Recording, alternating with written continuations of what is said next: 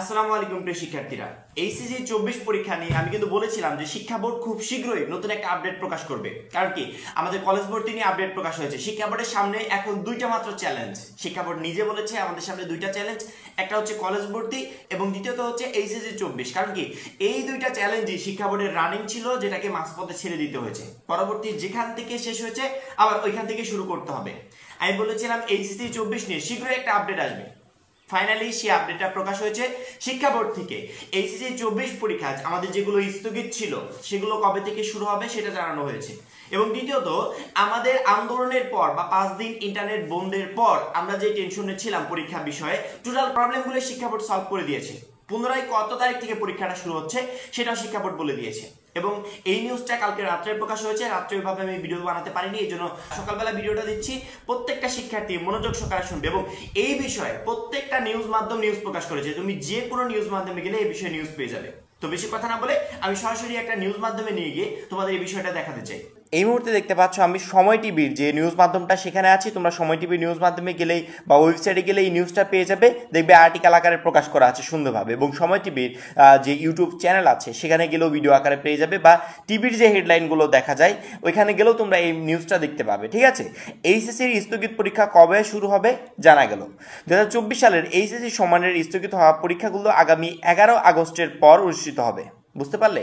2024 সালের এইচএসসি সমানের স্থগিত হওয়া পরীক্ষাগুলো, যে পরীক্ষাগুলো তোমাদের স্থগিত ঘোষণা করা হয়েছে আন্দোলনের কারণে, ওই পরীক্ষাগুলো পুনরায় 11 আগস্টের পর অনুষ্ঠিত হবে। আন্তঃশিক্ষা বোর্ড সমন্বয় কমিটির সভাপতি ও ঢাকা শিক্ষা বোর্ডের চেয়ারম্যান অধ্যাপক তপন কুমার সরকার গণমাধ্যমকে এই তথ্য জানিয়েছেন। তিনি বলেন, স্থগিত হওয়া সব পরীক্ষা আগস্টের পর অনুষ্ঠিত হবে।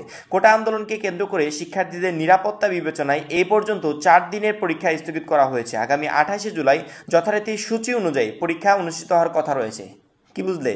28 জুলাই থেকে যথারীতি সূচি অনুযায়ী, তার মানে কি, রুটিনে 28 তারিখে যাদের পরীক্ষা আছে বা যেই পরীক্ষা আছে তারা 28 তারিখে ওই পরীক্ষাটাই দিবে এবং তার প্রিপারেশন নিয়ে রাখো।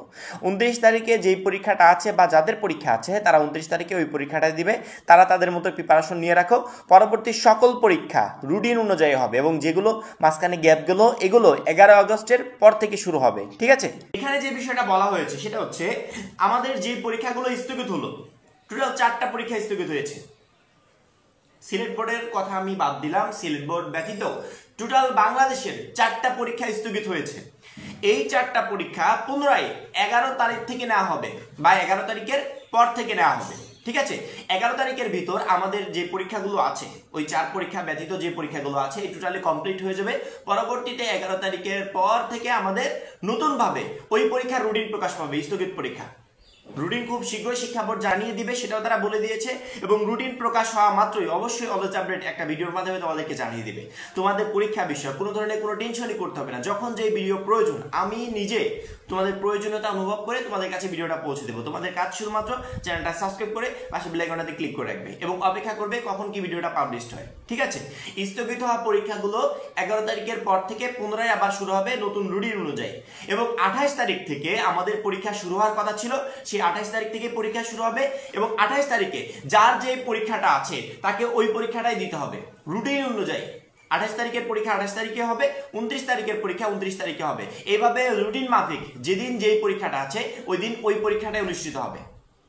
শুধুমাত্র স্থগিত হওয়া পরীক্ষাগুলো 11 আগস্টের পর থেকে অনুষ্ঠিত হবে। শিক্ষা বোর্ড এটাই জানিয়ে দিয়েছে। আশা করি আমরা এই বিষয়টা নিয়ে টেনশনে ছিলাম যে নতুন আপডেট কি, পরীক্ষা কি 28 তারিখ থেকে হচ্ছে নাকি আবার নতুন ভাবে স্থগিত ঘোষণা করা হবে। ফাইনালি আপডেটটা পেয়ে গেছো। এখন এই পর্যন্তই। পরবর্তী আপডেটের জন্য চ্যানেলটা সাবস্ক্রাইব করে পাশে বেল আইকনটাতে ক্লিক করে রাখবে।